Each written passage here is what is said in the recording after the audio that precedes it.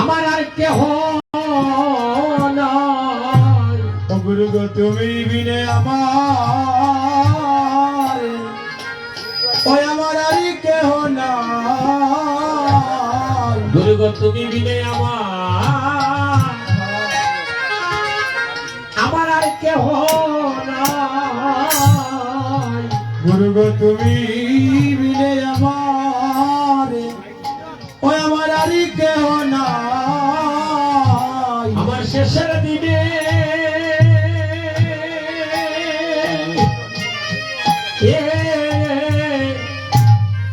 কৃষ্ণ নাম দিতে গো বান্ধব রে তুমি বিনে আমার আর কে নাই। অবশেষের দিনে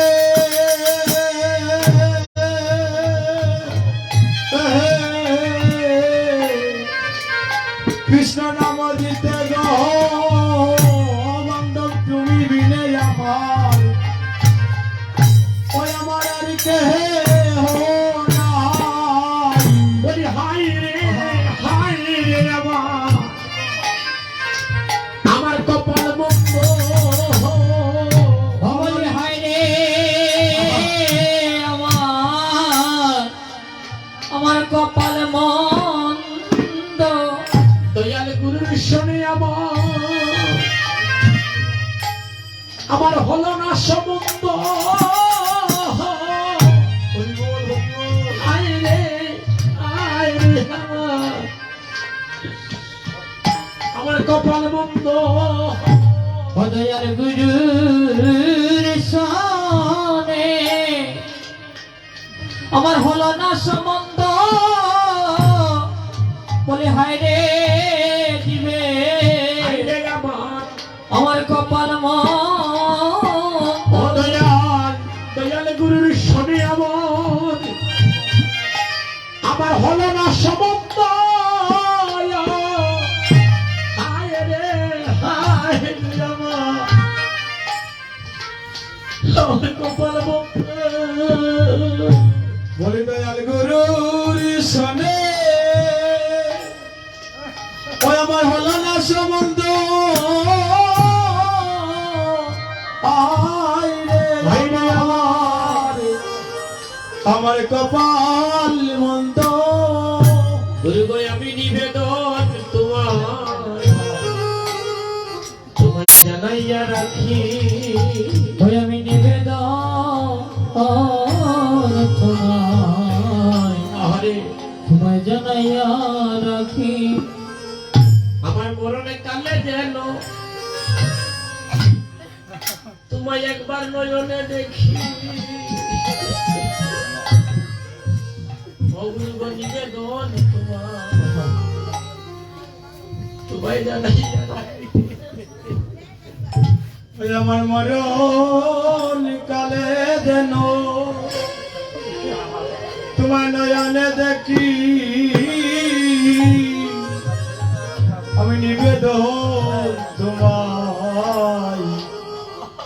তোমায় জানাইয়া রাখি। ওই আমার শেষের দিনে যেন গো একবার তোমায় নয়নে দেখি। আমি নিবেদন তোমায় জানাইয়া রাখি। ওরে শেষের দিনে যেন তোমার নয়নে দেখি। আমি নিবেদন তোমায় জানাইয়া রাখি। ওই শেষের দিনে যদি আমি সময় না পাই। ওই শেষের দিনে যদি গুরু গো আমি সময় না পাই। আমার মরণের কালে যদি আমি সময় না পাই। আমার মরণ কালে সময় না পাই। পরে সময় ওই আমি নিবেদন আগে তোমারে জানাই আমার শেষের দিনে যদি আমি সময় না পাই আমি মরণ কালে ওরে নিবেদন আমি আগে আগে জানাই ওরে মরণ কালে যেন যদি সময় না পাই বলি দয়াল গুরু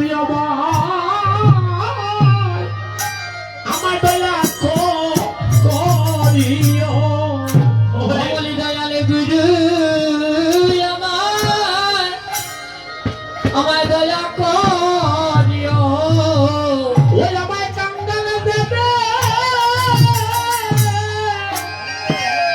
আমায় পার করে দিও দয়াল গুরু গুরু আমায় দয়া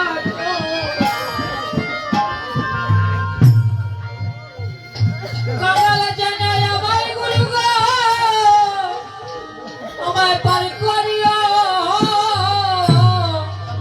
দয়াল গুরু আমায় দয়া করিও তোমার কাঙ্গাল দেবে আমায় পার করে দিও আমার দয়াল গুরু আমার দয়া করিও কাঙ্গাল জানাই আমায় পার করে দিও দয়াল গুরু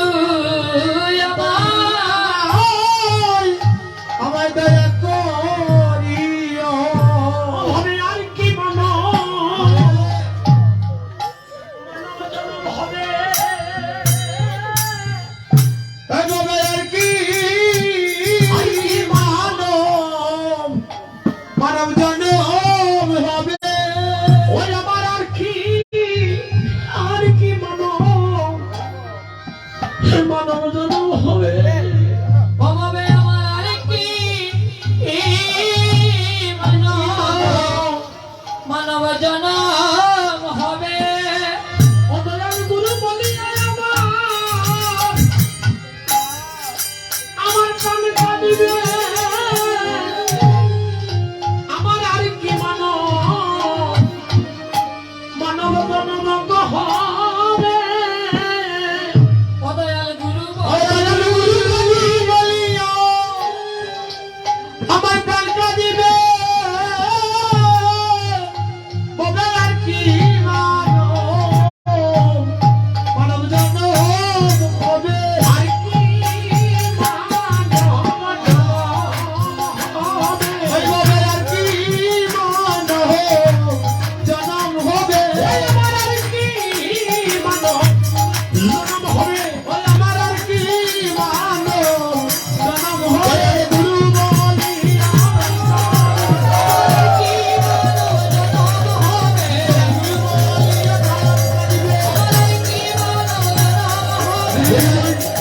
বলি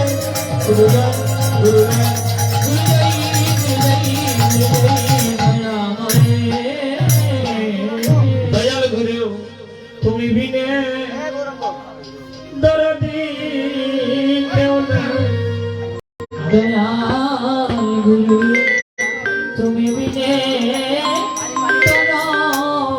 কেউ নাই উপস্থিত সাধুজন কৃষ্ণ ভক্ত মাইরা আমার ভক্ত মন্ডলী মাইরা আস্তে আস্তে আস্তে আস্তে বল।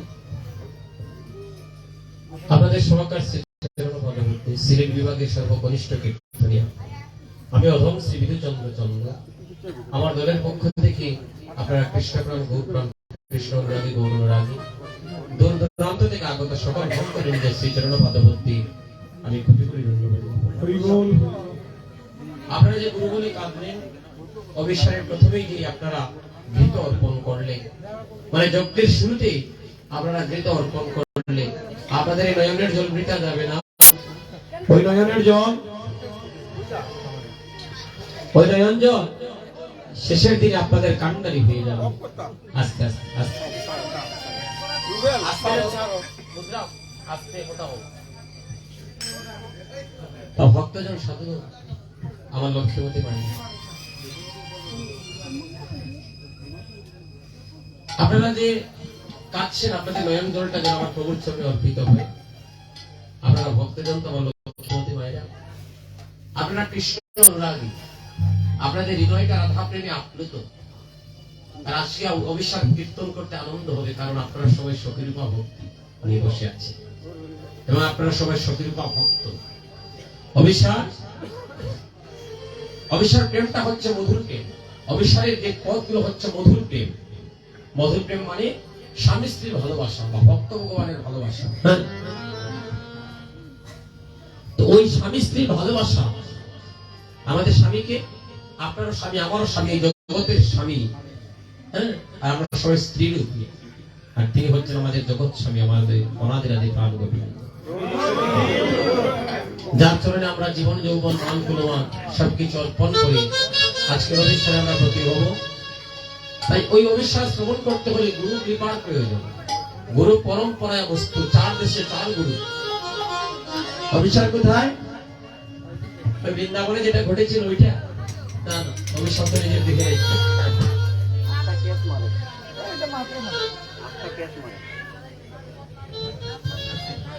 অভিষেক হলো দেহরাজ্যী। দেহের মধ্যে আছে শিরোধনী, আছে গঙ্গা, যমুনা, সরস্বতী। আপনার দেহের মধ্যে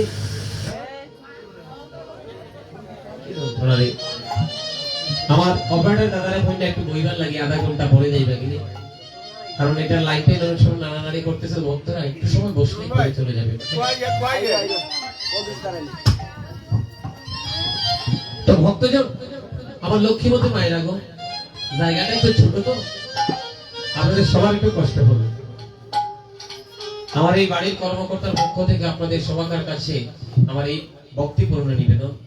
আপনাদের অনেক কষ্ট হচ্ছে, বসার জায়গা হচ্ছে না, আপনারা অনেকে দাঁড়িয়ে আছেন। ওনার হয়ে আমি ক্ষমা প্রার্থী হয়ে গেলাম। আশীর্বাদ করবে রাধারানী যেন ওনাদের মনের বাসনা পূর্ণ করে।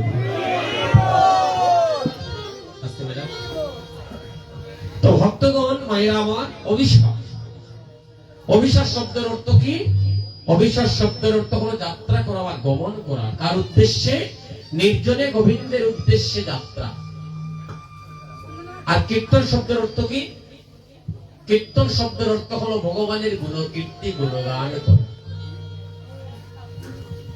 ভগবানের গুণ, হ্যাঁ, ভগবানের গুণ কীর্তি গুণগান করা। আপনারা একটু আস্তে কথা বলবেন, কারণ এই বাড়িটা ছোট, তো আপনারা যতই আস্তে বলেন না কেন কথাটা আমাদের কাছে চলে আসে।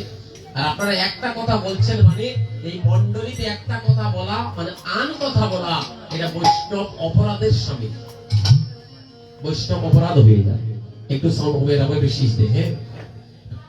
তো আপনারা দয়া করে কথা বলবেন না। কেউ যদি আপনারা সঙ্গে করে নিয়ে যেতে চান, আস্তে আস্তে তার পাশে যাবেন, গিয়ে তারে ইশারা ইঙ্গিত করে নিয়ে যাবেন, ঠিক আছে? দূর থেকে চিৎকার মারবেন না। চিৎকার মারলে আমাদের মনটা অন্যদিকে বিভাবিত হয়ে যায়। অনেক আশা নিয়ে দাঁড়িয়েছি, অনেক আকাঙ্ক্ষা নিয়ে দাঁড়িয়েছি। আপনাদের চরণ ধুলি মস্তকে নিয়ে মানব জীবনটাকে ধন্য করুন। ভক্তগণ, বাবারা আমার, অভিষেক, অভিষেককে জানতে হলে আগে গুরু জানতে হবে। গুরুকে, হ্যাঁ, যেমন অভিষেক করেছিলেন গোবিন্দ কাকে নিয়ে? রাধারানীকে নিয়ে। আর রাধারানীকে আমার প্রাণ গোবিন্দের প্রেমের গুরু হরি হল।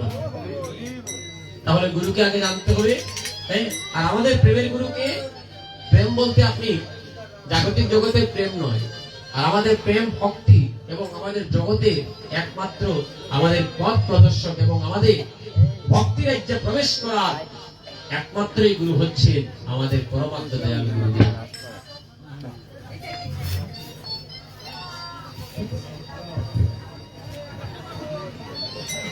ভক্তগণ, সাধুজন, ও মায়েরা, কথা কি বন্ধ হবে না? মাসিমা আইসো নিয়ে হন না, এটাই কি আইসো নিয়ে হন, আইসোতে বই যাও, বই যাও।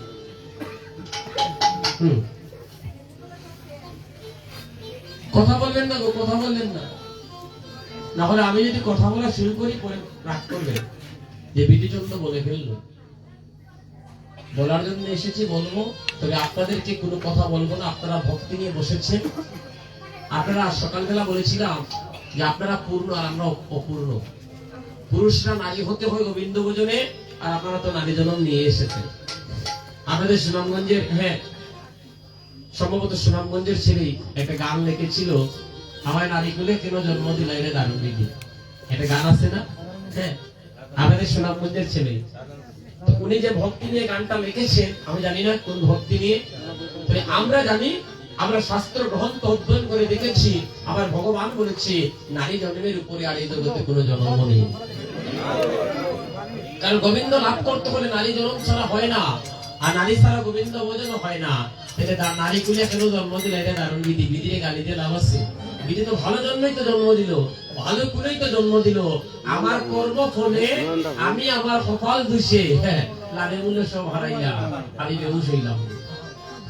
ওই বউয়ের বাজারে আমি কেন আইলাম গো, না জানি ডাকাইতের ঘাটে নাও বিলাইলাম গো। হ্যাঁ, ছয় ঋতুকে বাধ্য করতে পারলাম না, আমার মনের কামনাকে আমি নামাতে পারলাম না। রাধা শব্দ কোথা থেকে, রাধা আসলো কোথা থেকে?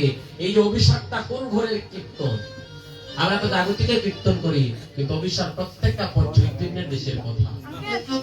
অচৈতন্য জীব বুঝবে না, অচৈতন্য জীব শুধু নাচবে, গাইবে, হাতে তালি দিবে, না চালাচ্ছে একটু দামাই, এই তো চৈতন্য জীবের কাজ। আর চৈতন্য ভাবে ভাবিত যারা জীবগণ, তারা নীরব হয়ে বসিয়া তারা ওই কথাগুলো স্মরণ করে আর নিজের দেহ রাজ্যকে মার্জন করে চৈতন্যের ভাবে ভাবিত হয়ে গৌর প্রেমে তারা পাগল হয়ে ধর্মটাকে রক্ষা করে আসছে। সনাতন ধর্মকে রক্ষা করে, সনাতন ধর্মকে রক্ষা করতে হলে সবাইকে এক হতে হবে, এক হতেই হবে। জাতের প্রথাকে দূরে ছেড়ে দিতে হবে।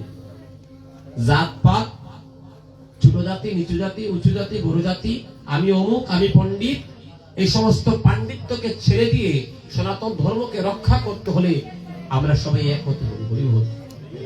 হিংসা নিন্দা পরিত্যাগ করে, হিংসা নিন্দা কৈতব ছাড়ি সবাই বদন ভরে বলতে হবে হরি হরি।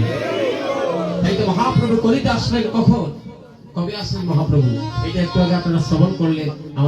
আপনাদের সুনামগঞ্জের ছেলে, আমাদের একটা ভাই সুন্দর করে নামযজ্ঞে বলে গেল মহাপ্রভুর আবির্ভাবের কথা।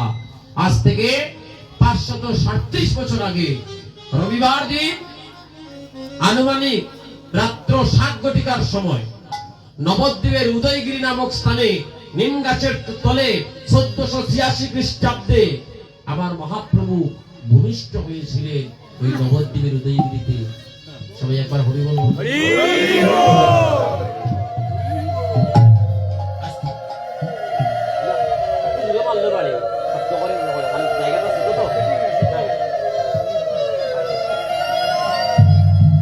তো ভক্তগণ, বৈষ্ণবগণ, আমার লক্ষ্মীমতী বাবারা গো, হ্যাঁ আমার ভক্তিমতী মায়েরা, হ্যাঁ কথাগুলো বোঝা যায়নি, আমার ঠিক মতো বোঝা যায়নি।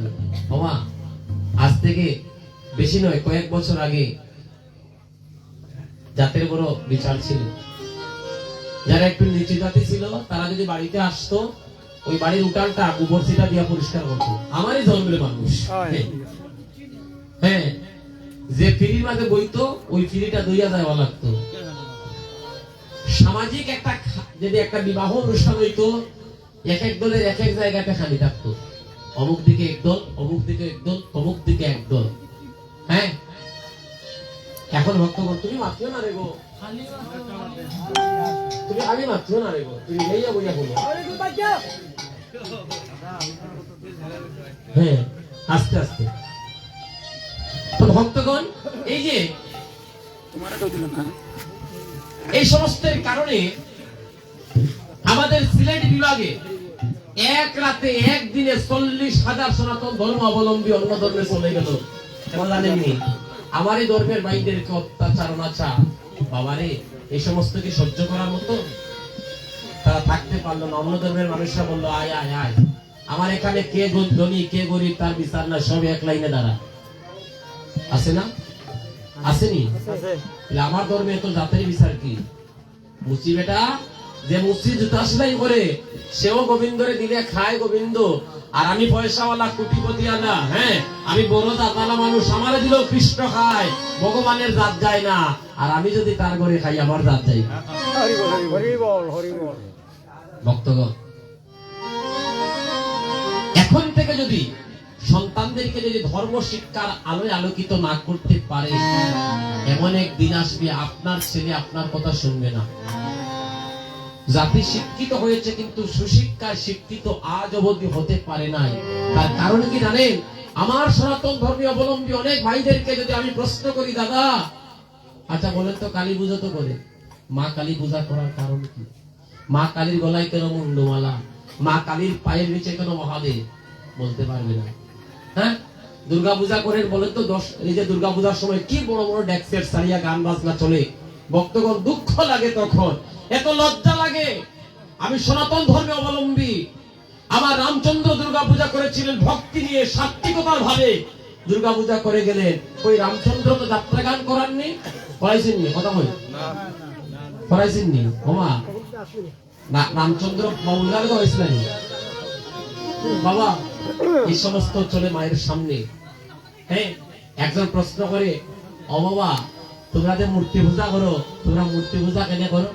এত টাকা খরচ করিয়া মাটি দিয়া মূর্তি বানাও, এটার মধ্যে তো প্রাণ নাই। হ্যাঁ, ভগবানের তোমরা কত কিছু খাইতে দেও, খাইতে দেখছো নি কোনদিন? আমরা উত্তর দিতাম পারি। হ্যাঁ, আমার ভাতিজি স্কুলে গিয়েছে, তার সহপাঠী এক বান্ধবী তাকে প্রশ্ন করলে, আমাদের তো আমাদের আদি পিতা মাতার নাম এই, তোদেরটা কি? সে বলতে পারে না। এসে আমাকে বলছে, কাকু আমার বান্ধবী আমাকে প্রশ্ন করলো যে আমাদের আদি পিতা মাতার নাম কি? আমি বলতে পারে নাই। আমি মনে মনে ভাবলাম আমার ঘরে চুরি হচ্ছে, আমি দেশ বুঝাই। বক্তগণ, আমি চিন্তা করলাম আমার ঘরে চুরি হচ্ছে, আমি দেশ বুঝাই। আমি বললাম মা এদিকে আয়। তাকে বলে দিলাম যে মনু এবং শতরূপা আমাদের আদি পিতা মাতা। আর আমার ঘরে আপনারা অনেক সময় আমাকে গীতা দান করেন, আসলে বিভিন্ন সময় একখানা শ্রীমদ্ ভাগবত গীতা আমার ওই মেয়েটাকে আমি হাতে দিয়ে বললাম, রে মা জীবনে যদি পারিস ওই গীতাখানা আস্বাদন করিস, দেখবি তোর জীবন পরিপূর্ণ হয়ে যাবে। ভক্তগণ, এখন দেখা যায় সকালবেলাও গীতা পাঠ করে, বিকাল বেলাও পাঠ করে, এখন আমার থেকে বেশি জানে। হ্যাঁ, এত সুন্দর আমাকে বললো, কাকু গীতার মধ্যে এটা পেয়েছি ওটা পেয়েছি, তুমি একটু আসরে বলো মানুষকে। এখন দেখা যায় তার আরো দুই বান্ধবী নিয়ে হ্যাঁ এই গীতা আলোচনা করি। এটা হলো ভক্তি। আর এই সমস্ত যদি করতে না পারে, একদিন আপনার ছেলে আপনার মেয়ে এই ধর্ম পরিত্যাগ করে অন্য ধর্মে চলে যাবে। হ্যাঁ, দেখবেন টেনে নিয়ে যাবে, কারণ ধর্মের কথা অন্যটা বুঝাইয়া তারে নিয়ে যাবে। আর যদি সঠিক ধর্মটা যদি আমরা আমাদের সন্তানদেরকে দিতে পারি, কোনদিনও নিজ ধর্ম ছেড়ে অন্য ধর্মে যাবে না। কারণ পর ধর্ম হচ্ছে নিজ ধর্ম অনেক শ্রেয়। ভক্তগণ, বৈষ্ণবগণ, আমার কথাগুলো বোঝা যাচ্ছে নি? আগে ধর্ম রক্ষা করেন, তারপর 10 বছর পরে কীর্তন করব। আগে আমার ধর্ম রক্ষা করব, আমি 10 বছর পরে কীর্তন করব। আগে আমার মহাপ্রভু সম্বন্ধে জানবো, তারপরে আমি কীর্তন করব। না জানিয়া দিয়ে তো লাভ নেই। হ্যাঁ, না জেনে কোনো কাজ হবে? আগে জানবো কি কাজ করলে আমার কি হবে, তারপরে আমি ওই কর্ম করব। ভক্তগণ, এমন একদিন আইছে, শাস্ত্রকার বলে গিয়েছে যে কলিযুগে ঘরে ঘরে কীর্তনিয়া হইবে, আর নাচিয়া গাইয়া তারা নরকে যাইবে। প্রথমে আমারই দেশ শুরু করলাম। ভক্তগণ, বৈষ্ণবগণ, সাধুজন, তাই এই সমস্ত হ্যাঁ এই ধর্মটাকে রক্ষা করতে হলে গীতার আলোয় আলোকিত করতে হবে। ঘরে ঘরে গীতার আলো জ্বালিয়ে দিন। যে বাড়িতে নিত্য গীতা পাঠ হয় না, হ্যাঁ, যে বাড়িতে নিত্য গীতা পাঠ হয় না, ওই বাড়ি মরা বাড়ি সমতুল্য। মা প্রত্যেকদিন রান্না করে ঠাকুর ঘরে ঢুকে 3 বার শ্রী গীতা শ্রী গীতা শ্রী গীতা নামটা জপ করবে, ওই বাড়িতে গীতা পাঠ হয়ে যাবে। হ্যাঁ, এই বলছি এ ভবতরিতে গীতার নিত্য প্রয়োজন। সুখদেব গোস্বামী রচিত 26টা নরকের মধ্যে একটা হচ্ছে অশ্বপ্রিয় নরক। নিজের ধর্ম পরিত্যাগ করে যারা অন্য ধর্মে পদার্পণ করে, 26টা নরকের মধ্যে অশ্বপ্রিয় নরক আছে। অশ্ব বলছিলেন নি, দাঁড় যে একটা ঘাস আছে না, হ্যাঁ, ওইরকম ধার একটা ঘাস আছে না, ঘাস, ওইগুলো হাতে নেবে।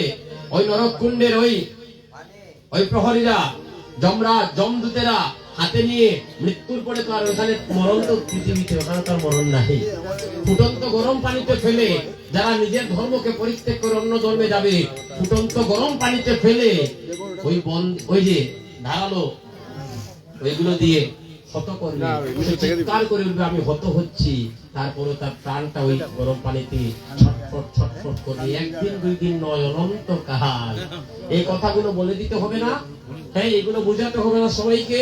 এই ধর্মকে আগে রক্ষা করি, তারপরে আমরা কীর্তন করব। কীর্তনে আমরা আগে নিজের ধর্ম ঠিক, তারপরে সব ঠিক। ভক্তগণ সবাই হাত তুলে বললেন একবার বলিব, সবাইকে একবার এক হতে হবে। আমি আপনাদের চরণ ধরে নিবেদন করছি, হিংসা পরিত্যাগ করে আমরা সবাই যেন এক হয়ে, কে বড় কে ছোট এই সমস্ত ভেদাভেদ ছেড়ে দিয়ে সবাই একবার হাত তুলে বলি। সবাই হাত তুলুন, সবাই বলুন হরে কৃষ্ণ কৃষ্ণ কৃষ্ণ হরে হরে, হরে রাম রাম রাম হরে হরে, হরে কৃষ্ণ কৃষ্ণ কৃষ্ণ হরে হরে, হরে রাম রাম রাম হরে হরে। রাধে রাধে। এবার আমরা পালার মধ্যে পদার্পণ করছি। অভিশাপ প্রত্যেকটা লীলার আগে আছে গৌরচন্দ্রিকা। আমার বাবাদেরকে একটু বসার জায়গা। বাবা আমি দাঁড়ায় দাঁড়ায় কীর্তন করবো এখনো, ওখানে বাবা আও, তোমরা তিনটে নাও, ওখানে আসো, ওখানে আসো। হ্যাঁ, জায়গা যখন শর্ট প্রভু আমি দাঁড়াইয়ে হইব কীর্তন। হ্যাঁ, বিদায় কর হরি হল। বেলিয়ে বসানে কালে নদিয়ার ভাগ্যবতী নাগরী সন্ধ্যাকালে গিয়েছে শিরোধনীতে। শিরোধনী কোথায়? শিরোধনী কোথায়? যেখানে আমার ভক্তগণ গণ গণ ইলুর ধ্বনি করে, মানে আমার মায়েরা, আর আমার ভক্তগণ গণ গণ হরি বলে ধ্বনি করে, সেই স্থানটা হয়ে যায় শিরোধনী। নদিয়ার ভাগ্যবতী নাগরী শিরোধনীতে গিয়েছে সন্ধ্যাকালে জল ভরবে বলে। হ্যাঁ,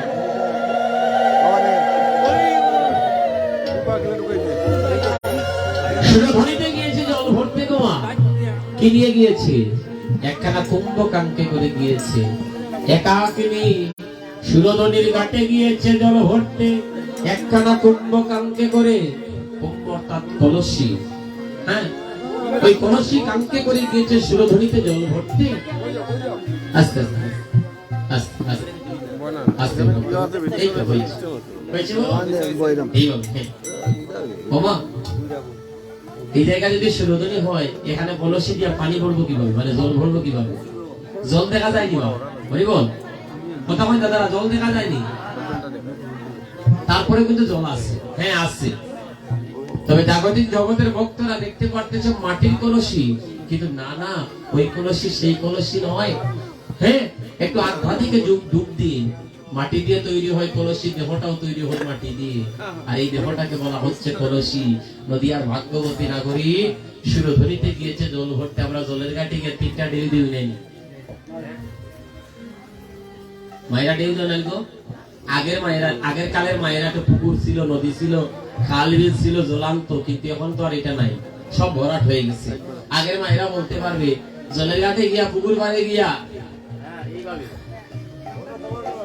3টা ডেউ দিতেন। কেন দিতেন?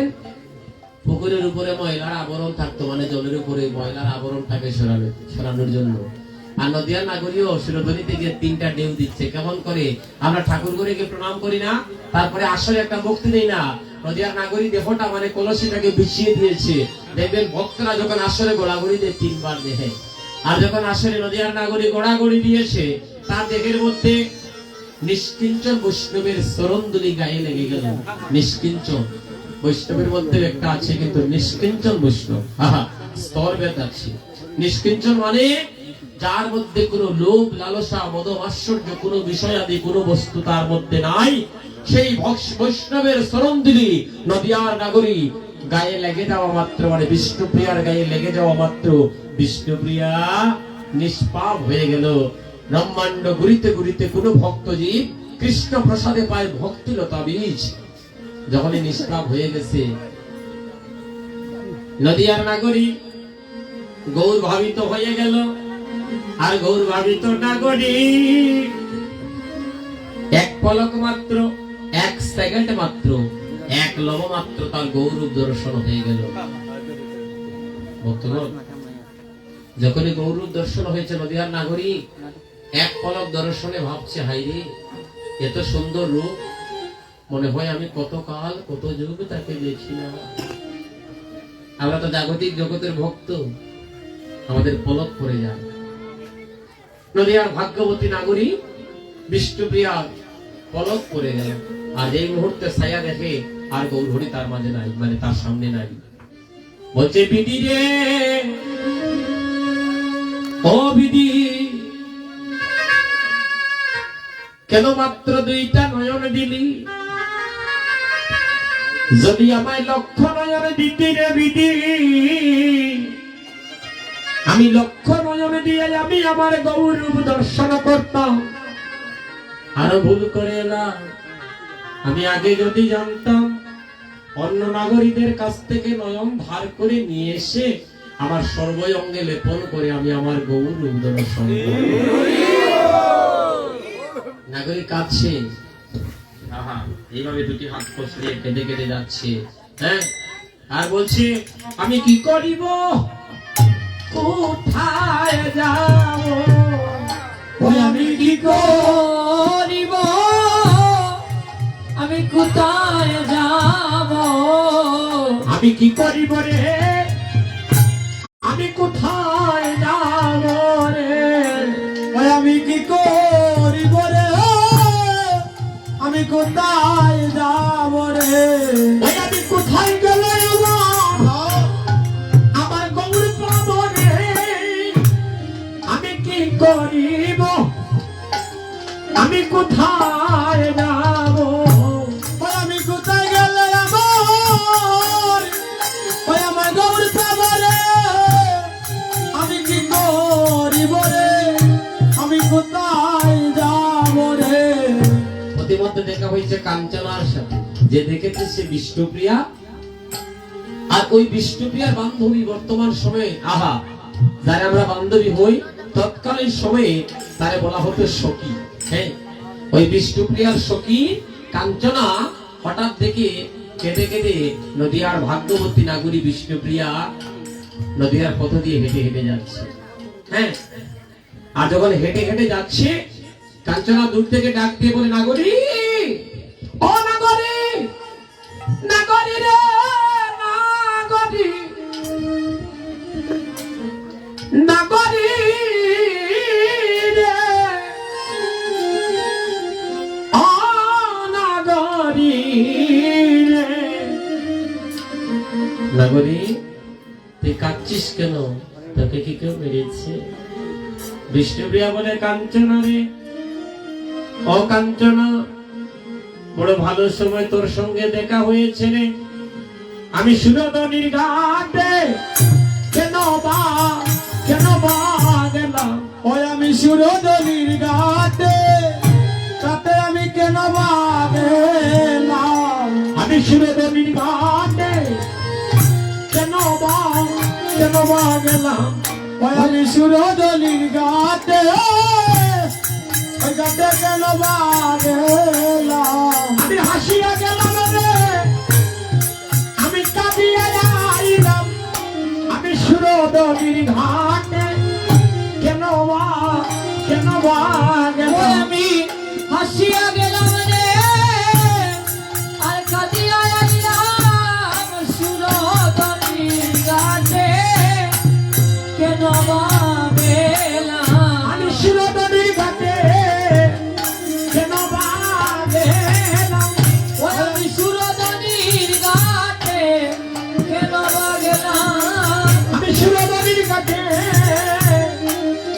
আমি কেন বা গেলাম, আমি সুরধনির ঘাটে, ওই ঘাটে কেন বা গেলাম, আমি হাসিয়া গেলাম আর কাঁদিয়া গেলাম, আমি সুরধনির ঘাটে কেন বা গেলাম, আমি আসিয়া গেলাম, আর কাঁদিয়া আইলাম, ওই সুরধনির ঘাটে, ওই ঘাটে কেন বা গেলাম, সুরধনির ঘাটে কেন বা গেলাম, আমি সুরধনির ঘাটে কেন বা গেলাম, আমি সুরধনির ঘাটে কেন বা গেলাম, ওই সুরধনির ঘাটে কেন বা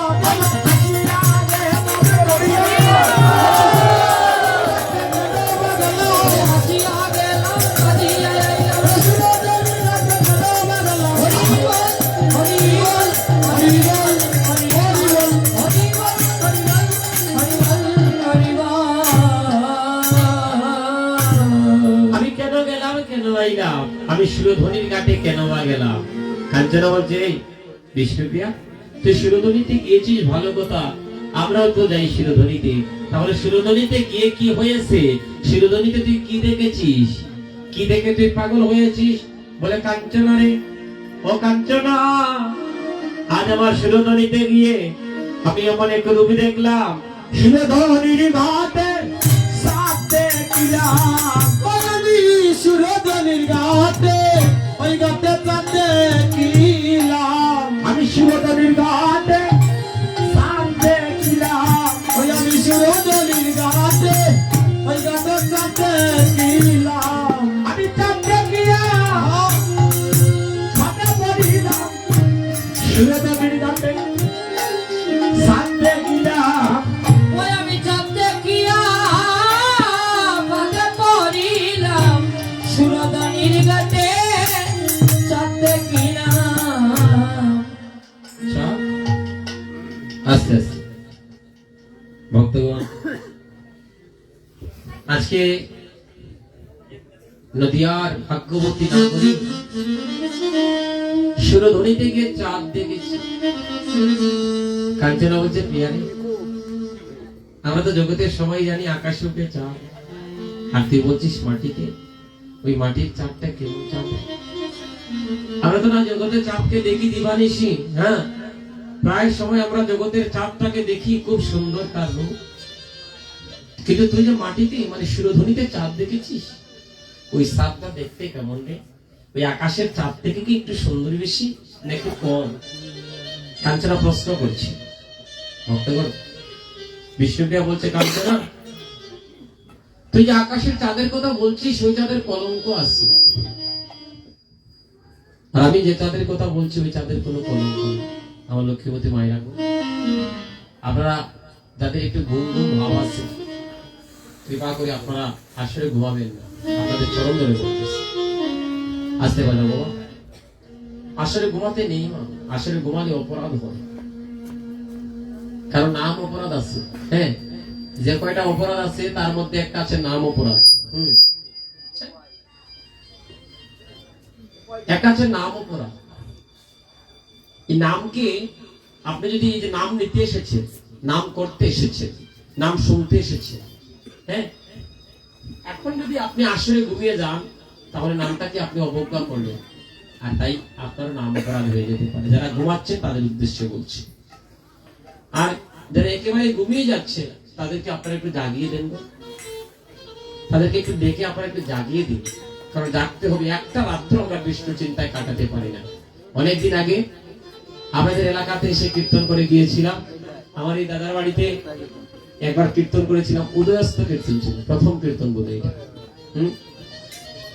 উদয়স্ত কীর্তন ছিল, বাইলীলা সুবল মিলন কীর্তন করে আমি চলে গিয়েছিলাম। প্রথম কীর্তনটা ওই জায়গাতে হয়েছিল। তারপরে এখানে কয়েক বছর থেকে কীর্তন হচ্ছে। রাধারানীর করুণা হচ্ছিল না তুমি, কিন্তু আজকে রাধারানীর করুণা হয়ে গিয়েছে। আপনাদের চরম দর্শন আমার হয়ে যাচ্ছে। ও মায়েরা, এই যে বললাম আপনারা নারী গো, আপনারা রমণী। জগতে কৃষ্ণ ভক্ত রমণী না হলেও কিন্তু বিপদ আছে। একটা রমণী, একটা নারী পারে একটা স্বামীকে কৃষ্ণ পথে অগ্রসর করতে, আর একটা নারী পারে একটা স্বামীকে সুর বানাতে, ডাকাত বানাতে, আসামি বানাতে, অপরাধী বানাতে। তার প্রমাণ একটু সংক্ষেপে দিই, একটু যদি আপনারা অনুমতি দেন। হরি বল, ওইটা আমি না, একটু বই রাধে রাধে। সবাই বলেন, বলো হরি, বলো হরি, হরি হাত তুলে বলতে হবে, বলো হরি, বলো হরি, রাধে। এই গণিটা আমরা কখন করি? কখন করি আমরা? হ্যাঁ, শেষ বিদায়। আহারে, তাহলে আজকে এই যে শেষ বিদায়ের গণিটা কেন করতেছি? চলে যাচ্ছে দিন, চলে যাচ্ছে। আসেনি বা যৌবন শক্তি, আসেনি বা বাবা। বাবা, আমার এই যে বাবারা বসেছেন, আমার বাবার মতো বা আজকে 8 মাস হয়ে আমার বাবারে হারাইছে। 8 মাস হয় আমি বাবাটা ডাকতে পারি না। আসলে যখন আপনাদের মতো আমার বাবাদেরকে দেখি, তখন আপনাদেরকে একটু বাবা বলে সম্বোধন করি। আপনাদের এই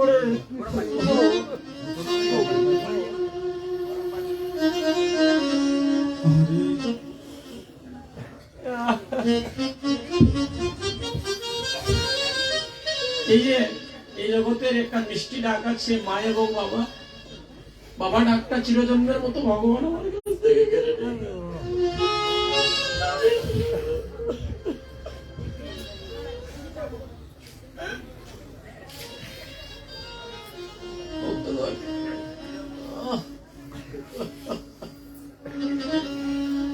তো আসলে যখন এই রাত্রিবেলা আপনাদেরকে দেখি, আমার বাবার শেষ সময়টুকু গত বছর আমি কীর্তন করেছি সিলেটের বিভিন্ন জায়গাতে।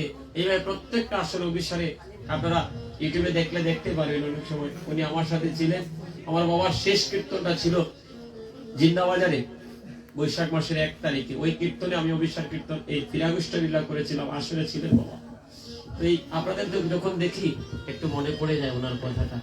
আপনারা আপনাদের সন্তান মনে করে যদি জীবনে কোনোদিন কোনো অপরাধ করি আপনাদের একটু বৈষ্ণব জ্ঞানে আপনারা একটু অপরাধটা মার্জনা করে দিবেন। ভক্তগণ, মানব জাতি আমরা মৃত্যু অনিবার্য, একদিন আমাদেরকে মরতেই হবে। আপনাদের চরণে এই নিবেদন। আমার বাবাকে গোবিন্দ নিয়ে গেছেন, এটা গতানুগতিক ধারা। একটু আমার বাবার জন্য আশীর্বাদ করবেন। রাধারানী যেন চিরজন্মের মতো রাধা কুণ্ডতে একটু। আমি এই জগতের সকল বাবার জন্য, এই সকল ভক্তবৃন্দের জন্য প্রভুর কাছে প্রার্থনা করি, হে গোবিন্দ, আমার এই পাপী মনে তোমার কাছে চাওয়ার মতো কিছু নেই। একটাই বস্তু চাওয়া, এই জগতের সকল ভক্তগণদের তুমি শেষের দিনে করুণা করো প্রভু। তুমি ছাড়া যে কলিজীবের আর বান্ধব নাই প্রভু।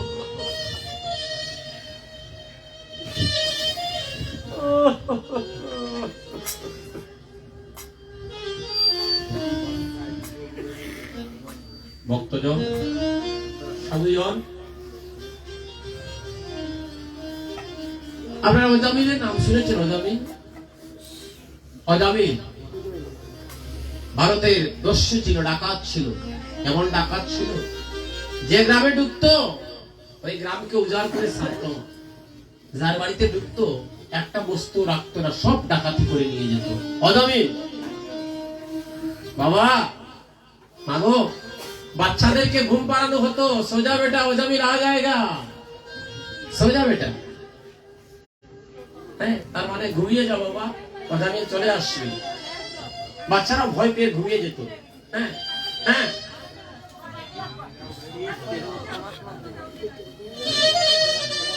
বাচ্চারা ঘুমিয়ে যেত। হ্যাঁ, এটা হবে দাদা, এটা হবে বলে লাভ নাই, ওইদিকে আর খেয়াল করবো। যার যেমন যেমন মন চায়। আপনারা তো আসে, আপনাদের বদল পালে চাইলেই কীর্তন করা যাবে। কারণ ভক্তরা বললে বুঝে, আর যারা যার হয় না সাথে, তার হয় না 87, তারে বলে কাজ হবে না। তো ভক্তজন, লক্ষ্মীবতী মায়েরা, অজামিল কিন্তু প্রথমে ডাকাত ছিল না। আমার অজামিল প্রথমে ডাকাত ছিল না, কথাটা মন দিয়ে শুনবেন, জীবনে কোনোদিন কাজে লাগতেও পারে আপনাদের। অজামিল দুটি বিয়ে করেছে, তার 2টা সংসার, কিন্তু প্রথম স্ত্রীকে সে পরিত্যাগ করেছে।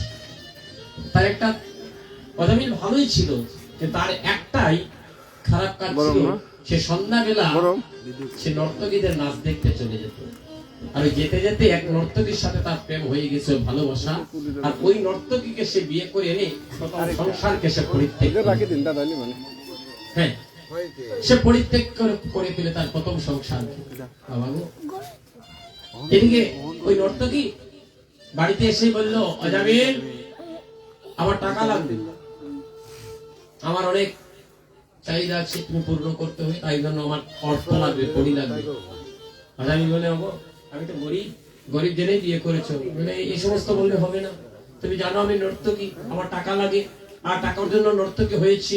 আর আমাকে তুমি ভালোবেসে বিয়ে করেছো, বিয়ের আগে অনেক কথা বলেছো, আমার টাকা লাগবে, প্রয়োজনে চুরি করো, নইলে বা ডাকাতি করো। হরি বল। স্ত্রীর কারণে স্বামী হয়ে গেল ডাকাত হলে। আর এমন ডাকাত হলো মা, যার বাড়িতে ঢুকে ওই বাড়ি উজাড় করে নিয়ে যায়।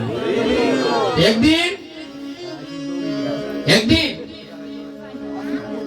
নবদ্বীপ থেকে কিছু সাধুজন তারা বৃন্দাবনে যাবে বলে উদ্ধৃত হয়েছে।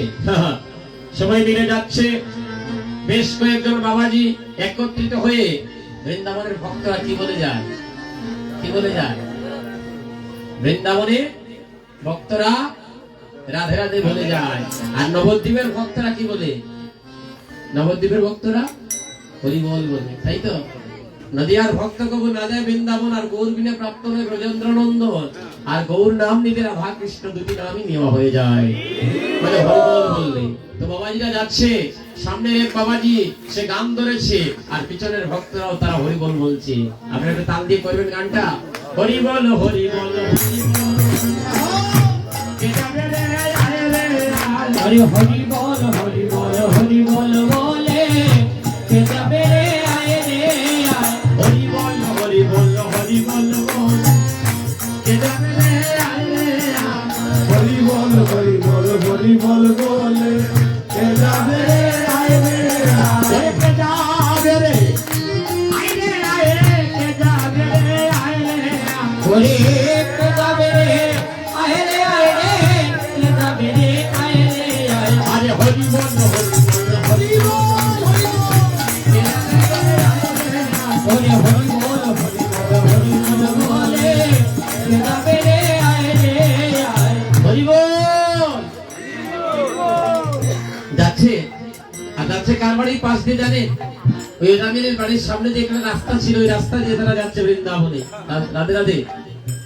সন্ধ্যা হয়ে গেছে, যখন বাবাজিদের মধ্যে যে গুরুদেব, সে চিন্তা করলো আজকে রাত্রটা এই গ্রামে কাটাতে হবে। হ্যাঁ, এই গ্রামে কাটাতে হলে একজন সাধুর বাড়িতে যেতে হবে। হ্যাঁ, রাস্তা দিয়ে একজন পথিক যাচ্ছে, ওই সাধু বাবা ডাক দিয়ে বলছে, ও বাবা পথিক বাবা হরি বল, শুনে যাও বাবা, আমরা নবদ্বীপ থেকে এসেছি, আমরা বৃন্দাবনে যাব। এই গ্রামে কোনো সাধুর বাড়ি আছে যে বাড়িতে আজকে রাত্রটা কাটাতে পারবো? আর ওই পথিক একটু ফাজলামি করে ঢং করে বললো, আছে গো আছে, এই গ্রামে অজামিল বলে এক সাধু আছে, তার বাড়িতে চলে যাও। রাধে রাধে। আর অজামিলের কিন্তু ওই বৈষ্ণবে অ্যালার্জি ছিল, মানে বৈষ্ণব দেখলেই এমন দৌড়াইতো, সে দেখতেই পারতো না। হ্যাঁ, তো সাধু বাবারা গিয়ে ডাক দিচ্ছে, হ্যাঁ ওই অজামিলের বাড়িটা দেখিয়ে দিয়েছে, তো অজামিল বাড়িতে নাই, অজামিলের স্ত্রী আছে বাড়িতে। তো সাধুদের মধ্যে গুরুদেব তিনি ডাক দিচ্ছেন, ও অজামিল সাধু হরি বল, অজামিল সাধু, ও সাধু ভালো আছো? হ্যাঁ, এই তুমি কোথায়? বের হও না, ডাকাইতে বউ কি লইব বুঝলেন? হ্যাঁ, আরো বড় ডাকাইতে কে? আপনারা কে? সারা জীবন শুনলাম ডাকাই আছে ওই সাধু। এই আপনারা কে? সারা জীবন শুনলাম ডাকা, আর আপনারা বলছেন সাধু। বের হয়ে দেখে, ঘর থেকে বের হয়ে দেখে সাধুর দল। ও সাধু বাবারা, দেখবেন বৈষ্ণব দেখলে কিন্তু সবাই একটু মনটা গলে যায়। যতই পাপী হয় না কেন, বৈষ্ণবদেরকে দেখলে একবার দুইবার দেখলে তার মনটা গলে যায়। অজামিলের স্ত্রী বের হয়ে সাধুদের দেখে বলছে, ও সাধু বাবা আপনারা? আচ্ছা আপনাদের কে বলেছে বলুন তো? অজামিল সাধু, অজামিল তো ডাকা, আপনাদেরকে সাধু কে বলেছে? আর চলে যান, চলে যান, এই বাড়িতে থাকবেন, এটা ডাকাতের বাড়ি। অজামিল যদি এসে দেখতে পারে আপনাদেরকে অপমান করবে। বলে, মারে বড় সাত করে তোর বাড়িতে এসেছে, মা দেখ রাত্র অনেক হয়ে গেছে, আজকে রাত্রটা তোর বাড়িতে একটু থাকতে দেয় না। বলে, বাবা থাকতে যে যাবো, কত ভাগ্যের ফলে আমি এক পাপিষ্ঠের বাড়িতে, আমরা এক পাপিষ্ঠের বাড়িতে আপনাদের চরণগুলি পড়েছি। কোন জন্মের ভাগ্যের ফলে আপনাদের চরণগুলি আমরা পেয়েছি। এখন বাবা কোন প্রাণে থাকতে এই বাড়িটা যে ডাকাত এবং নর্তকীর বাড়ি, এই বাড়িতে থাকলে আপনাদের অমঙ্গল হবে। বলে, মা সব জায়গাতে ভগবান বিরাজিতমান, আমরা সব জায়গাতে থাকতে পারি না, একটু থাকার জায়গা দেন না। বলে, বাবা আমার ডাকাতের ঘরে আমি দেবো না, ওই গাছতলা যদি একটু ব্যবস্থা করে দিই আপনারা থাকতে পারবেন ওখানে? তাই দেব, প্রচন্ড খিদে পেয়েছে, এক মুষ্টি চাল ডাল দেব, রন্ধন করে একটু সেবা করি। বলে, বাবা ওগুলোই তো ডাকাতের ফসল, তবে শুনেছি ঘরের ঘর থেকে বাহির করে যদি কোনো বস্তু রেখে দেওয়া হয়, ওই বস্তুর মধ্যে আর কোনো অপসৌজ থাকে না। তো আমার ঘর থেকে আমি বাইরে রেখে দিচ্ছি, আপনারা ওখান থেকে নিয়ে যান। সাধুর দলেরা সবাই মিলে কৃষ্ণ কথা আলোচনা চলছে আর একদিকে রন্ধন চলছে। এমন সময় বাড়িতে আসলো অজামিল। আমার বাড়িতে কে আমার বাড়িতে? একজন সাধু সহ্য করতে পারেন, এখন থেকে সাধু মেলা বসে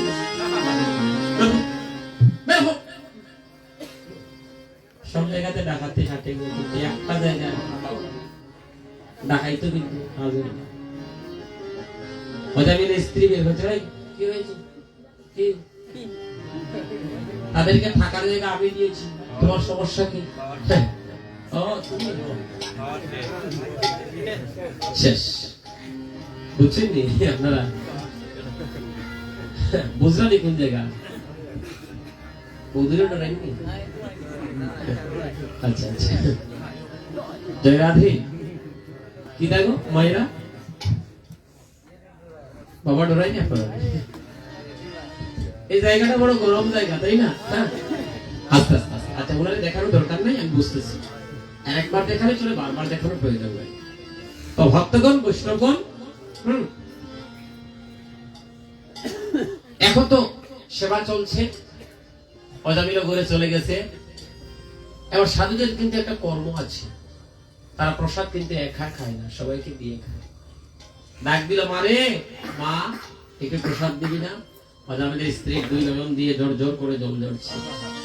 বাবা, সারা জীবন কত আখাদ্য কুখাদ্য খেলাম, আর আজকে দেখো কোন কর্ম ফলে তোমাদের চরণ ধরি আর আমার ভাগ্য প্রসাদ সেবা হইল। দাও বাবা, দাও বাবা, দাও একটু প্রসাদ দাও। প্রসাদের সেবা করে অজামিলের স্ত্রী বলছে, বাবা গো, অসাধু বাবা গো, আমার জীবনে এত সুস্বাদু খাবার কোনোদিন খাইনি বাবা, একটু আশীর্বাদ করো বাবা। জীবনে যত পাপ করেছি সব পাপে যেন প্রভু কৃপা করে ক্ষমা করে দেন। সাধুদের মধ্যে গুরুদেব যিনি, তিনি বলছেন, মারে মা, আমি যুগ বলে দেখতে পাচ্ছি তোর ঘরে আসছে একটা পুত্র সন্তান। আমার কথা রাখবি না? ওই সন্তানটার নাম রাখবি নারায়ণ। যদি নারায়ণ রাখতে পারিস, তোরা স্বামী স্ত্রী দুজন ওই সন্তানের কারণে উদ্ধার হয়ে যাবে। এখন নাম রাখা হলো, মানে জন্মের পরে ওই অজামিলের ঘরে একটা পুত্র সন্তান জন্ম নিল কদিন পর, আর নাম রাখা হলো তার নারায়ণ।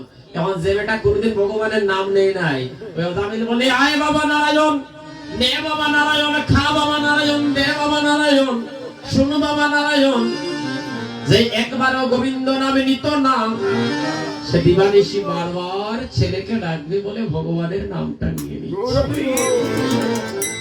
আসলো মৃত্যুকাল, অজামিলের মরণকাল, বার্ধক্য দেখা দিয়েছে, প্রাণ পাখি গায়ে যায়। এমন সময় ওই যমরাজ আসিয়া অজামিলের সামনে দাঁড়িয়ে গেছে। অজামিল যমরাজকে দেখে ভয় পেয়ে গেছে, আর ভয় পেয়ে ভগবানকে না ডেকে তার প্রিয় ছেলে নারায়ণকে ডাক দিচ্ছে। কোথায় আছে বেটা নারায়ণ? ওরে নারায়ণ রে নারায়ণ, আয় বাবা নারায়ণ, একটাবার আমার পক্ষে আয় বাবা। তোর বাবারে চিরজন্মের মতো বিদায় দে রে নারায়ণ, আর তোর বাবা বাঁচবে না রে নারায়ণ। একবার বুকে আয় রে, তোর বুকে জড়াইয়া ধরিয়া যাবি আমার মনের জ্বালা মিটাই রে ওরে ও নারায়ণ। আর যখনই নারায়ণ নাম নিয়েছে, যমরাজের দলেরা ভয়ে পালিয়ে গিয়েছে। কারণ যেখানে ভগবানের নাম হয় ওইখানে যমরাজ এসে প্রবেশ করতে পারে না। যমরাজ হয়ে পালিয়ে গেল, আর ভগবান আর ওই বিষ্ণু ধরে থাকতে পারলেন না। শঙ্খ চক্র গদা পদ্মধারী ভগবান এসে বলছে, বাবা বাবা আমার ডাকছো? ভগবান আজকে একবার নারায়ণ নাম নেওয়ার ফলে এসে বাবা বলে ডাক দিচ্ছে, বাবা আসো বাবা, আর তোমাকে কষ্ট দেব না, চিরজন্মের মতো তোমাকে আমার করে দিয়ে যাবো। ওই ছেলের নামটা নারায়ণ রাখার ফলে তারা উদ্ধার হয়ে গিয়েছে। বাবা, কিন্তু দেখুন একবার চিন্তা করে, আমরা কি রাখি আমাদের সন্তানদের নামে রেখো? যদি রাখতাম, তো সন্তানকে আমরা ডাকা অবস্থায় ডাকতে গিয়ে আমি আমাদের আমাদের আমাদের ভগবানদেরকে, আমাদের ভগবানের নামটা আমাদের নেওয়া হয়ে যেত। কিন্তু এরকম আমরা করি না। নদীয়ার ভাগ্যবতী নাগরী বলছে, কাঞ্চনা রে ও কাঞ্চনা, শিরোধনীর ঘাটে সাথে ছিলাম। ওই সুরদলির ঘাটে কাটে কাটে কিলা সুরধনির ঘাটে চাঁদে খিলাম। ওই আমি সুরদলির ঘাটে কাটে কাটে কিলাম ওই আমি চাঁদে খিলাম, আমি ফাঁদে পড়িলাম। আমি সুরধনির ঘাটে আমি চাঁদে খিলাম। ওই চাঁদে খিয়ে আমি ফাঁদে পড়িলাম। সুরধনির ঘাটে চাঁদে খিলাম। সাথে দেখি এই মাটির চাঁদটা কেমন রে?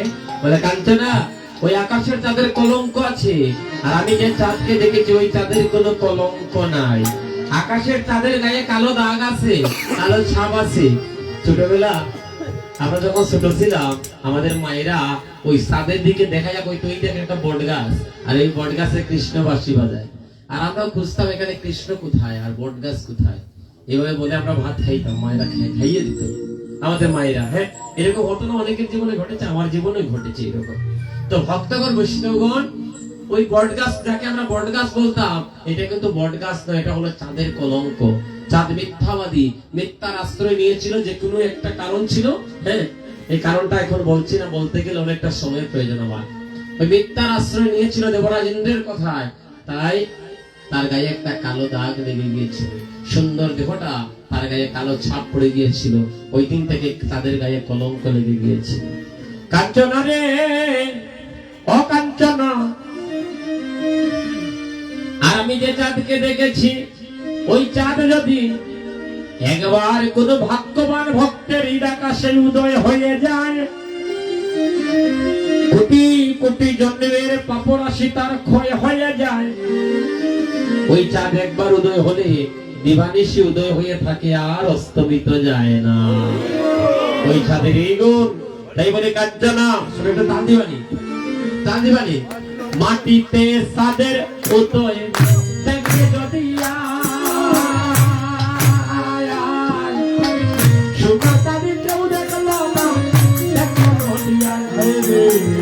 মাটিতে চাঁদের উদয় দেখে যদি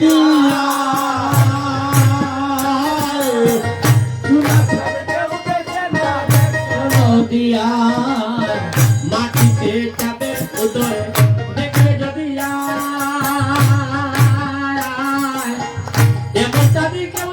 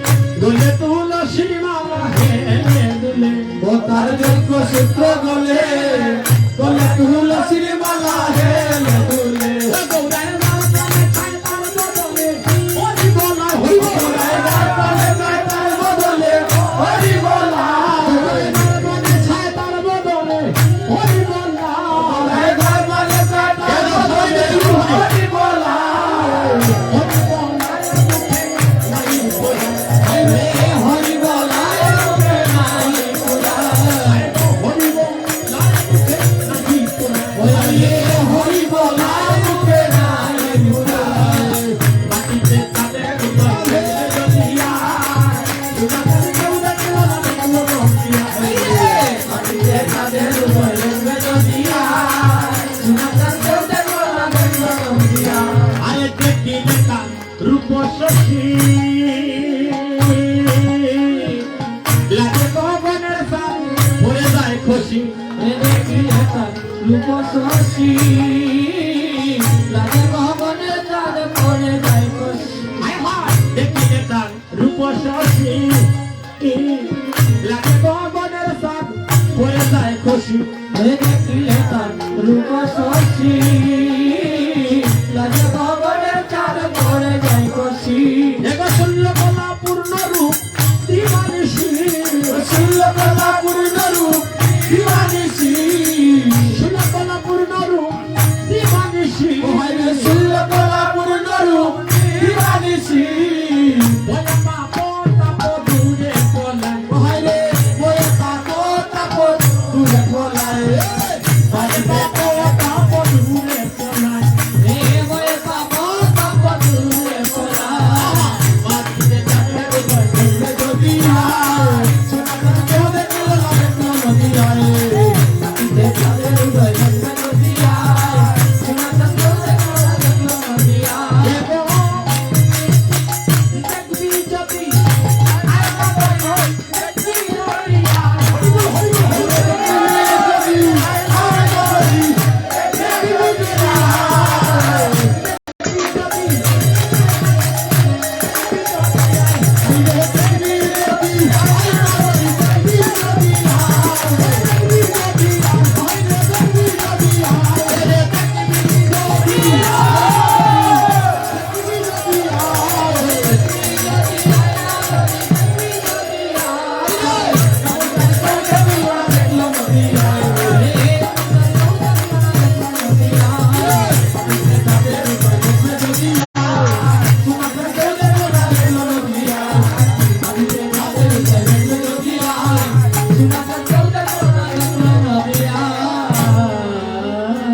জয় মহাপ্রভু কি সত্যি কথা বলতে আমার প্রথম জীবনে যাদেরকে নিয়ে কীর্তন আমার কীর্তন করা শুরু এই যে আমার দাদাদের বাড়িতে তাদের অঙ্গনে ওই যে মহাদেব বাড়ি না আপনাদের হ্যাঁ মহাদেব বাড়িতে কীর্তন করেছি হ্যাঁ আমার এই দাদারা সুনামগঞ্জে আসলে তাদের যে একটা সঙ্গ নিয়ে তারা আসেন কীর্তন শুনতে আপনাদের সঙ্গটা এত সুন্দরভাবে পরিচালিত হচ্ছে বলে আপনাদের চরণে আমাদের ভক্তি রয়েছে ওই 8-9 বছর আগের কথা এতে কিভাবে আপনারা আছেন মহাপ্রভুর কাছে আমরা প্রার্থনা করি ওই সঙ্গটা যেন চির অটুট হয়ে থাকে তাদের জন্য আপনারা একটু আশীর্বাদ করি তো ভক্তগণ বৈষ্ণবগণ মায়েরা লক্ষ্মীমতী মায়েরা ঘুমাইছেনি মাঝে মাঝে একটু উদ্বোধনী দিও সবার নয় যারা ঘুমাইছে তারা বইরা মাঝে মাঝে একটু উলুর্ধনি দিও উলুর্ধনি দিলে আমার রাইধনি খুশি হয় আর নিদ্রা দেবী বয়ে পালিয়ে যায়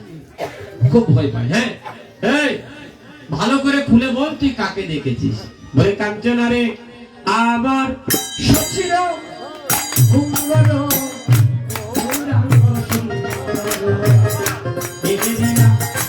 আখির আমার সচির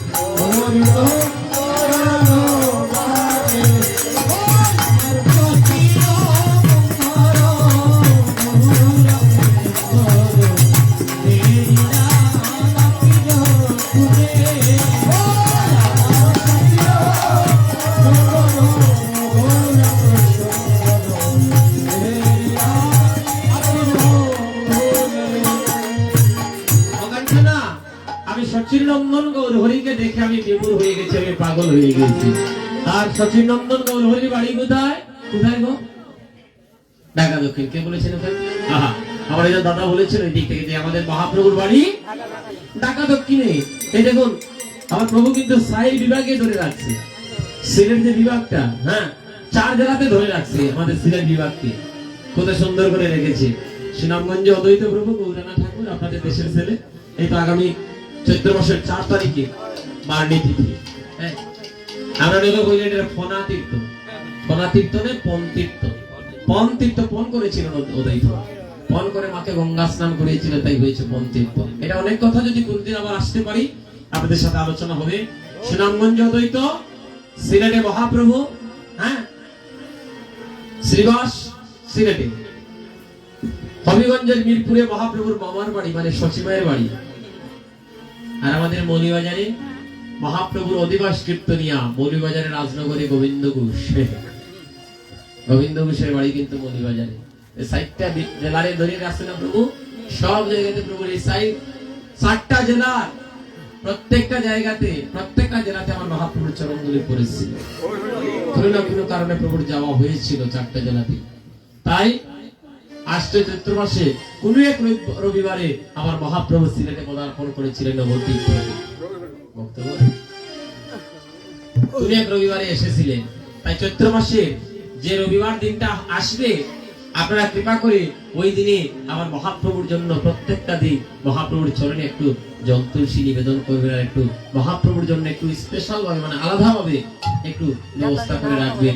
এই প্রত্যেক সপ্তাহ ওই রবিবার, যে 4 সপ্তাহে যে 4টা রবিবার আসে বা কোনো মাসে 5টাও হয়ে যায়, এই 5টা রবিবারে যেন আমরা একটু মহাপ্রভুর একটু অপেক্ষায় থাকি, প্রভু যেন আমাদের বাড়িতে এসে একটু চরণ ধুলি দিয়ে যায় সবার বাড়িতে।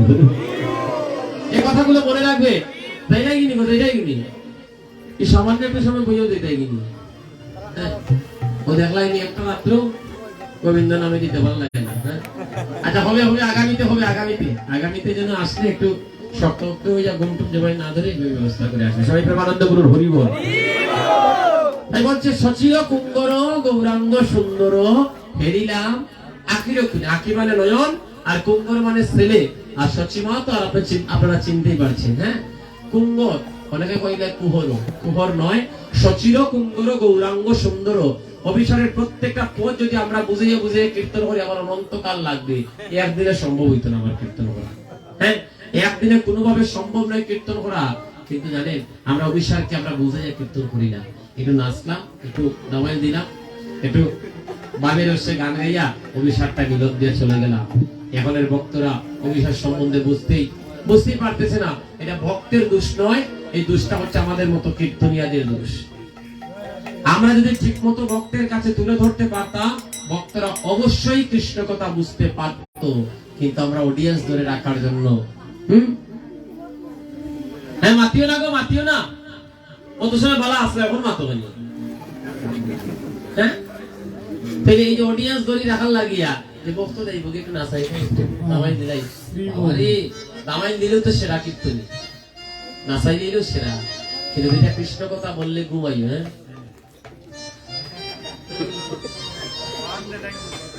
এইটাই বিষয়টা হলো কি জানেন, এটার কারণ কি জানেননি? 1,32,000 জীবের মধ্যে একটা মুক্ত সিদ্ধ, আর 1,00,000 মুক্ত সিদ্ধের মধ্যে একদম হয় কৃষ্ণ ভক্ত, যে কৃষ্ণ অনুরাগে কাঁদতে পারে। তবে মাগো আপনারা সুনামগঞ্জের মা, যে দেশের মায়ের গর্ভে ভগবানকে আনার মতো মানুষের জন্ম হয়েছিল, আপনারা অদ্বৈতের ভূমির মানুষ, আপনাদের নয়ন জল দেখে আমি ভয় পেয়েছি। আপনাদের নয়ন ধারা কিন্তু থামে না গো, আপনাদের ভক্তিটা যেন অটুট থাকে। আপনাদের এই ভক্তির কারণে আমার অদ্বৈত প্রভু আপনাদেরকে চিরকাল কৃপা করে যাবে। সবাই বলুন জয় জয় অদ্বৈত প্রভু কি, সবাই হাত তুলে বলতে হবে, দেশের ছেলে জয় দিচ্ছি। হ্যাঁ জয় জয় অদ্বৈত প্রভু কি, জয় জয় অদ্বৈত প্রভু কি, জয় জয় গৌরাঙ্গ ঠাকুর কি, রাধে রাধে। এই যে বলছে সচির কুঙ্গর গৌরাঙ্গ সুন্দর হেরিলাম আখির খুনি। আহা তাহলে আমার গৌর যাত্রার সাথে কথা বলে না মানুষ সিনিয়া বানিয়া কথা বলে, কেমন মানুষ সে যে যুবতী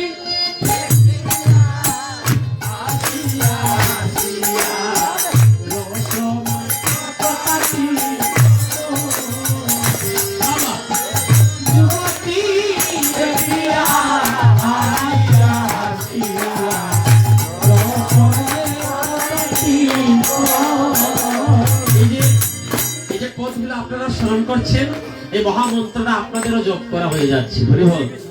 অভিসারে যে কীর্তনের মহাজনী পদগুলো হচ্ছে মন্ত্র স্বরূপ, আর মন্ত্রকে স্মরণ করা, মন্ত্রকে জপ করা আমাদের সকলের কর্তব্য। রাধে রাধে। আর এই যে করতালি করতেছে, অধিবাসী বলা হয়েছে, অধিবাসের পদে আছে করতালের কথা। শঙ্খ করতাল ঘন্টার বগের মিল হলো পদ তোলে তাল। কর অর্থাৎ হাত, আর দুই হাত যখন যুক্ত হয় তখন তাল হয়। হাতে তালি দিয়ে যারা কীর্তন করে তাদের দেহের মধ্যে যত পাপ বিপক্ষীগণ আছে সবাই ভয়ে পলায়ন করে দূরে চলে যায়। তাই দিবাইনি গো, দিবাইনি তাল দিবাইনি। ও ঘুমাইছে দাঁড়ানো হইলাম। কার কার ঘুমাইছে দেখেছেন? তোকে তো হইলাম না। কার ঘুমাইছে?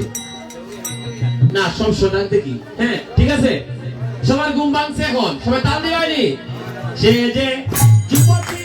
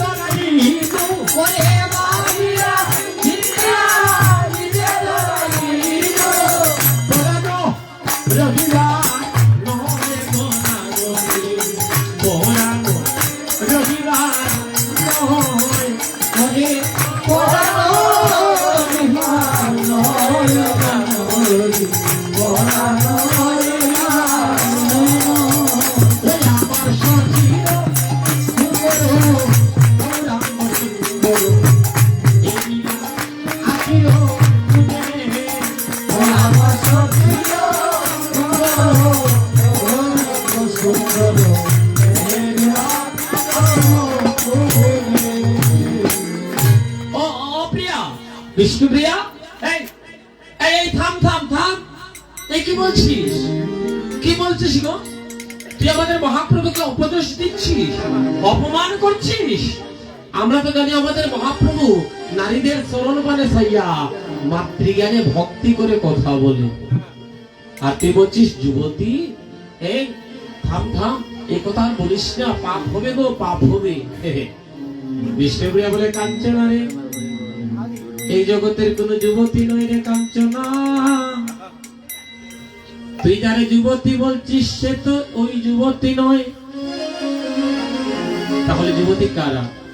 যুবতী বলতে তো আমার বোনেদেরকে বোঝানো হয়, তাই না? আমার মায়েদেরকে। এই যুবতী নয় গো। কৃষ্ণপ্রিয়া বলছে হতে পারে পুরুষ, হতে পারে নারী। কৃষ্ণ প্রেমকে যারা রমণ করেছে, কৃষ্ণ প্রেমকে যারা রমণ করে, যারা দেহের মধ্যে কুলকুণ্ডলিনীকে জাগ্রত করতে পেরেছে, যারা কাম কামিনীকে জয় করে, যারা কাম থেকে কিন্তু প্রেমের উৎপত্তি, কিন্তু প্রেম থেকে কাম হয় না, যারা প্রেম দেহের মধ্যে উত্তোলিত করতে পেরেছে, যারা কুলকুণ্ডলিনীকে জাগ্রত করে বিন্দুরূপী ভগবানকে মস্তক হইতে ধীরে ধীরে রতি ক্রিয়ার ফলে এই ধারাতে ধীরে ধীরে নামাতে পারে। নামিয়ে ভোগ যারা, এটা তো আবার উজান দেশে তুলা। হরি হোক। উজান গাঙ্গে আবার ওই রতিরূপী ভগবানকে ভক্তি দ্বারা, ভজন দ্বারা যখন আবার তুলতে পারে, তারাই হয়ে যায় রাধা। হরি হোক। ধারা, ধারা, ধারাকে যারা মানে উল্টাইলে কি হয়? রাধা হয়। হ্যাঁ, ওই রাধা হতে হলে, ওই গোপী হতে হলে, ওই রমণী হতে হলে আগে ভক্তি রাজ্যে প্রবেশ করতে হবে। আর ভক্তি রাজ্যে ডুব দিতে হলে কেন মা আগে দেহতত্ত্ব জানতে হবে। আপনারা জানেন, আমরা এই কথাগুলো বলি না, আসলে এই কথাগুলো বলার প্রয়োজন হয় না। কেন হয় না? ওই দেশের মানুষ নাই। তবে আজকে আমার বাবার মতো বাবাদেরকে কাছে পেয়ে বলতেছি, বাবা গো, দীক্ষা নিলে শিষ্য হয় না, স্কুলে গেলে ছাত্র হয় না। দীক্ষা নিলে মাত্র ক্লাস 1-এ ভর্তি হওয়া হলো, আরো 4টা ক্লাস আছে। যে 4টা ক্লাসকে জানতে হবে, আর এই 4 ক্লাসকে জানতে হলে 4 গুরু আসতে বাজাও। আমরা 1-এ পড়িয়া বাদ দিলেন, ক্লাস 1ও পারি না। কারণ গুরুদেব একজনে জিগাইলাম 70 বছর বয়স হয়েছে, ও কাকা আমরা গুরুদেব এই গুরু মন্ত্র মনে আছে? গুরু নামও মনে নেই ওটা, আর মন্ত্র মনে মনে নাই। দীক্ষা, দীক্ষা শব্দের অর্থ কি? যে কার্য জীবের হৃদয়ে ধারণ করে কৃষ্ণ অভিমুখে যাত্রা। কিন্তু আমরা কি তার কৃষ্ণ অভিমুখে যাত্রা করিনি বাবা? দীক্ষা নিলেই আমরা আমাদের দায়িত্ব শেষ। অদীক্ষিত যারা আছি একটা কথা মনে রাখবা, আপনারা দীক্ষা যারা নেন নাই তারা যে স্থানে পা রেখেছে ওই স্থানের মাটি 2.5 হাত মাটি অশুদ্ধ আছে। এখন আপনারা আমরা পৃথিবীর মানুষ যাবো কোথায়? করোনা আইতো না, এমনি আইতো না, আমার তো কারণ আছে। সমস্ত পৃথিবী তো পাপে পড়ে যাচ্ছে। কত অধিকৃত আমরা, হ্যাঁ, চতুর্দিকে অধিকৃত, পৃথিবী কাঁপতেছে, কম্পিত। এই যখন ভূমিকম্পে কি অবস্থা, কোথায় এটা কোন দেশে যেন? তুরস্ক। আমরা এখান থেকে তাদের জন্য একটু প্রার্থনা করি, প্রভু জগতের সকল মানুষকে তুমি শান্তি দাও। একটু হাত দিয়ে বলেন না, একটু যাদের তুমি নিয়ে গিয়েছো তাদেরকে তুমি কৃপা করে তাদের আত্মার শান্তি করে দিও। আর যারা আজও বেঁচে আছে তাদেরকে একটু শান্তি দিয়ে, সুখ দিয়ে প্রভু তাদেরকে সুস্থ করে দিও। আর জগতের সকল দেশকে তুমি শান্তিতে রূপান্তরিত করে সকল ধর্মের মানুষকে তুমি শান্তি দান করে প্রভু তোমার জন্য। ভক্তগণ, এটা হবে, তার কারণ কি? আমরা মূল বিষয়বস্তুকে আমরা ভুলে গিয়েছি। আর মূল বিষয়বস্তুকে যেদিন আমরা জানতে পারবো সেদিন আমরা অধরাকে ধরতে পারবো। ওমা, ভগবানের বাড়ি কোথায়? দেহের মধ্যে। সবাই বলে দেহের মধ্যে আছে রে মন, গোলক বৃন্দাবন খুঁজে দেখতে মন। কইতাম নি একটু কথা, কইলা বিদুচন দাসকে কথা হয়, খালি গান গায় না। হ্যাঁ, গান বলে না। হ্যাঁ, আজকে একটু দেন না সুযোগ, একটু কথা। আজকে আমার ওই দাদা আমায় বড় ভালোবাসেন। গতকালকে যখন বাড়িতে আসলাম, ওই বাড়ির কর্মকর্তা যারা আছেন সবাই বলেন, দাদা অভিশাপটা আপনার জন্য। আর আপনি কি গাইলেন না গাইলেন এটা বড় কথা নয়, অভিশাপটা আপনার জন্য। এটা দাদারা যে ভালোবাসা দিয়েছেন, আমি আপনাদেরকে বুঝাতে পারবো না। অভিশাপ কীর্তন করার যোগ্যতা আমার এখনো চুল পরিমাণও হয় না। এটা একটা যোগ্যতা লাগে, একটা বয়স লাগে। কিন্তু আপনারা ভালোবেসেছেন বলে আজকে 2টা কৃষ্ণ কথা বলার একটু সুযোগ আপনাদের কাছে ভিক্ষা চাইতেছি। আমি 2টা হাত পেতে আপনাদের চরণে ভিক্ষা চাইতেছি। দেখেন দাদারা, মরতে একদিন সবাইকে হবে। এই দেখুন আমাদের সিলেট বিভাগের অন্যতম কীর্তনিয়া কানাইঘাটের বাড়ি যা আমাদের অমল চন্দ্র দাদা গত কয়েকদিন আগে চলে গেছে। কত বিষয় কীর্তন করেছিলেন, তারপরে তো আমার পালাও আসতে পারে। আজকে রাত্রে আমরা যারা কীর্তন শুনতেছি, বাবা আজকে যারা রাত্রে কীর্তন শুনতেছি, সকালবেলা যে আমরা বাঁচবো এরকম গ্যারান্টি আসেনি। আজ থেকে 6 বছর আগে কীর্তন করতেছি ফলেটিলা গীতা সংঘের কীর্তনে, হ্যাঁ, আকার পিছনে কীর্তন করতেছি বিরাগুষ্ট পালা। ওই এতিমগঞ্জ বাড়ি এক মা কীর্তন শুনে আসরে কাঁদতে কাঁদতে হঠাৎ করে সেন্সলেস হয়ে গেলেন। তার 10 মিনিট পরে আসলে ওনার প্রাণটা চলে গেল। তাহলে মানুষ মরণশীল। বাবার আগে ছেলে মারা যায়, মায়ের আগে কন্যা মারা যায়, গর্ভের সন্তান মারা যায়। এমন একটা পাপে ভরে গিয়েছে মা গো। আগে দেহরাজ্যকে ছিল মা। যারা দেহরাজ্যকে চিনতে পেরেছে, তারা শ্বাসের গতিকে, তারা ওই শ্বাস প্রশ্বাসকে যারা জানতে পেরেছে, ভগবান এই দেহের মধ্যে কয়বার আসা যাওয়া করে জানেন? কয়বার আসা যাওয়া করে? ভগবান প্রত্যেকদিন দেহের মধ্যে একবার প্রবেশ করে একবার বাহির হয়। এটা আমরা শ্বাসটা নেই না, ভগবান প্রবেশ করেছে। নাসিকা চক্র দ্বারা ভগবান প্রবেশ করেছে। আবার আমরা যখন ছাড়তেছি ভগবান বাহির হয়ে যাচ্ছে। ওই শ্বাস প্রশ্বাস যেদিন ভগবান আসা যাওয়া যেদিন বন্ধ হয়ে যাবে, সেদিন আমাদের মানব জাতির মৃত্যু অনিবার্য। ভক্তগণ, প্রত্যেক দিন 21,600 বার ভগবান আসে আর যায়।